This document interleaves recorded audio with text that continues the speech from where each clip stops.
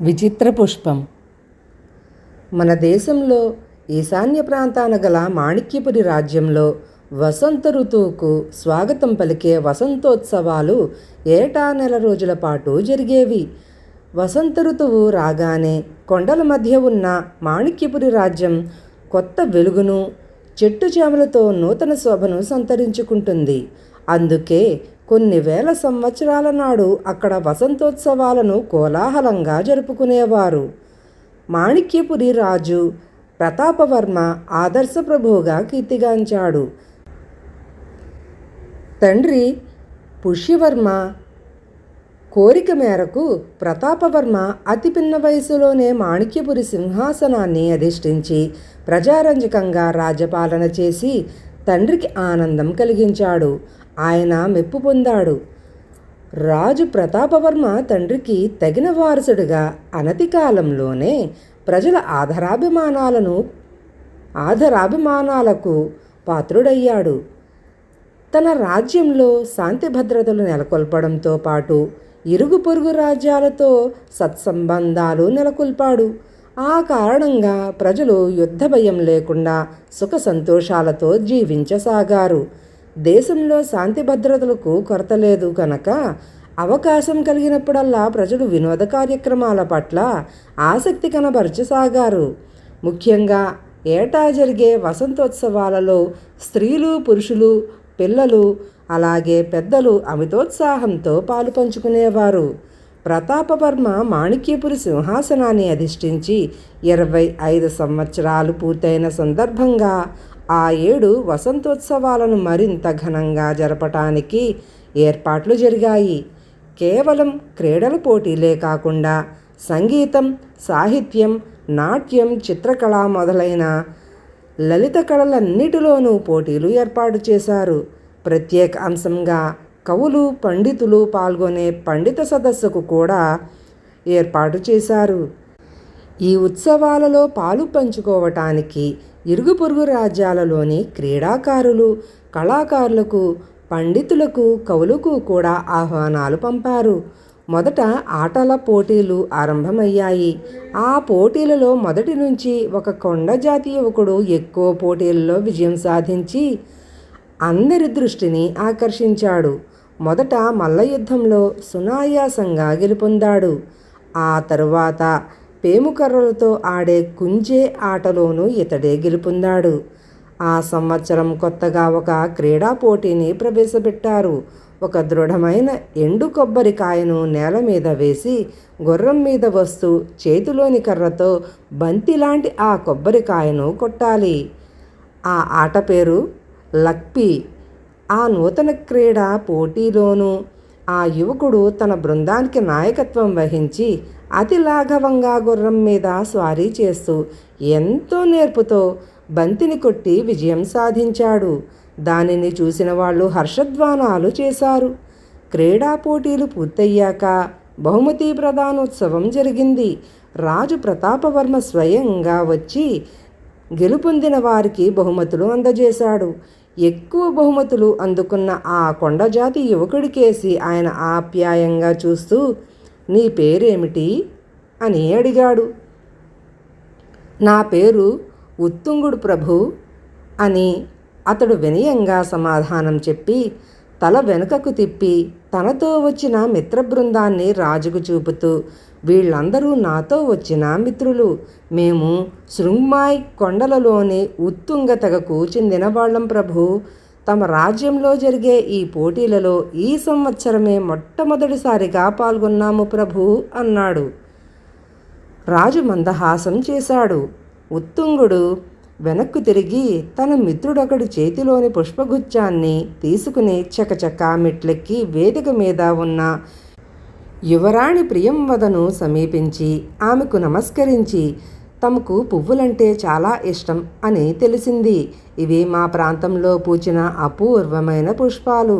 దయతో స్వీకరించండి అంటూ పుష్పగుచ్చాన్ని అందించి వేదిక నుంచి కిందికి దిగి వెళ్ళాడు.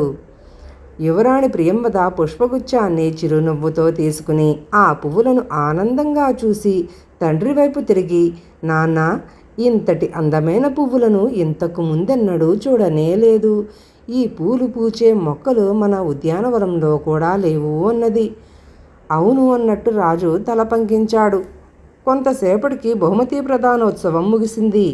అప్పుడు రాజు ప్రజలనుద్దేశించి ఇలా అన్నాడు: ప్రియమైన ప్రజలారా, ఈ ఏడు వసంతోత్సవాలను ఇంత ఘనంగా నిర్వహించినందుకు నాకెంతో ఆనందంగా ఉన్నది. ముఖ్యంగా మీరు నిర్వహించిన క్రీడా పోటీలు ప్రశంసించదగ్గవి. వాటిలో పాల్గొన్న కొండజాతి యువకులు ప్రదర్శించిన నేర్పు, వాళ్ళ నాయకుడు ఉత్తుంగుడు చూపిన ప్రదర్శన ఇంకా అద్భుతంగా ఉన్నది. అందుకే ఈ సంవత్సరం ప్రారంభించిన నూతన క్రీడకు ఆ కొండజాతి ప్రజలు నివసించే శృంగ్మాయి ప్రాంతం పేరు మీదుగా మాయ్ క్రీడ అని నామకరణం చేస్తున్నాను. అంతేకాదు, ఈ సంవత్సరం నుంచి మన సైన్యంలో ఈ కొండజాతి యువకులకు కూడా స్థానం కల్పిస్తున్నాను. రేపు వసంతోత్సవం ఆఖరి రోజు కనుక ప్రతి ఏడులాగా రేపు కూడా రాజప్రాసాదం తలుపులు తెరిచే ఉంటాయి. మీరు ఎవరు రావాలన్నా నిరభ్యంతరంగా రాజప్రాసాదానికి రావచ్చు. రాజకుటుంబంతో హాయిగా కలిసిమెలిసి తిరగవచ్చు. లైరంబీ మాత మనల్ని రక్షించుగాక. ఆ మాటలు విని అక్కడ చేరిన వేలాది ప్రజలు చేసిన రాజు ప్రతాపవర్మ వర్ధిల్లాలి, రాజు ప్రతాపవర్మ వర్ధిల్లాలి, యువరాణి ప్రియంవద వర్ధిల్లాలి అన్న నినాదాలు మిన్నుముట్టాయి. రాజు, యువరాణి వేరువేరు రథాల్లో రాజప్రాసాదానికి బయలుదేరారు. రాజు రథంలో ఆయనతో పాటు సేనానాయకుడు గంభీరసింహుడు, యువరాణి రథంలో ఆమె వెంట 2 చిలుకెత్తులు ఉన్నారు. నగర ప్రధాన వీధులలో రథాలు వెళుతూ ఉంటే వీధికి ఇరువైపులా ప్రజలు బారులు తీరి నిలబడి చేతులు జోడించి వారికి శుభాకాంక్షలు తెలియజేశారు. రాజప్రాసాదాన్ని చేరగానే యువరాణి ప్రియంవద చెలికెత్తల చేత పూలగుచ్చాలను అమర్చే పెద్ద తొట్టెను తీసుకురమ్మని ఉత్తంగుడు ఇచ్చిన పుష్పాలను తీసి అందులో స్వయంగా అమర్చింది. అందమైన ఆ పుష్పాలకు అక్కడ చేరగానే మరింత అందం రావడం చూసి యువరాణి ఆనందంతో పొంగిపోయింది. మరునాడు తెల్లవారగానే నగరం 4 వైపుల నుంచి ప్రజలు రాజప్రాసాదం కేసి తండోపతండాలుగా రాసాగారు.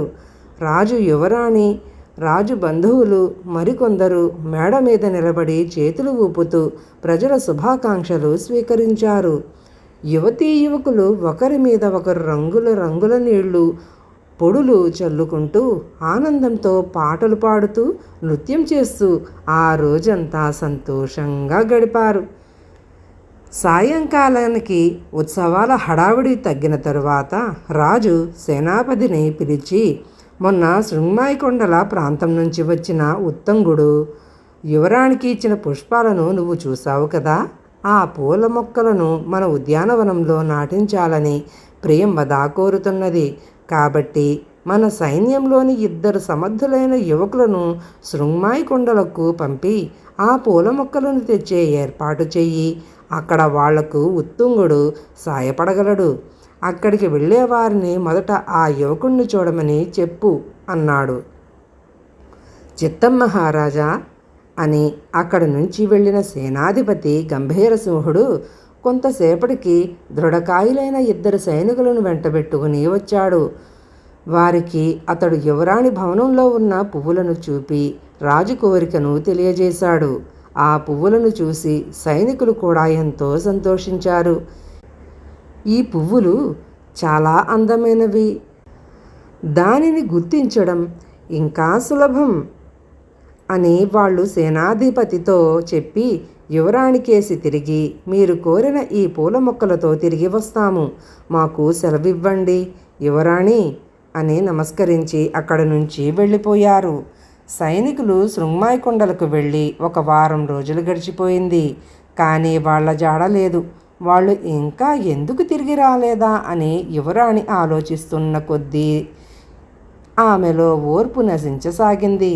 అయితే ఉత్తుంగుడు ఇచ్చిన పువ్వులు 10 రోజులైనా ఇంకా ఏమాత్రం వాడకుండా అప్పుడే పూచినట్టు ఉన్నాయి.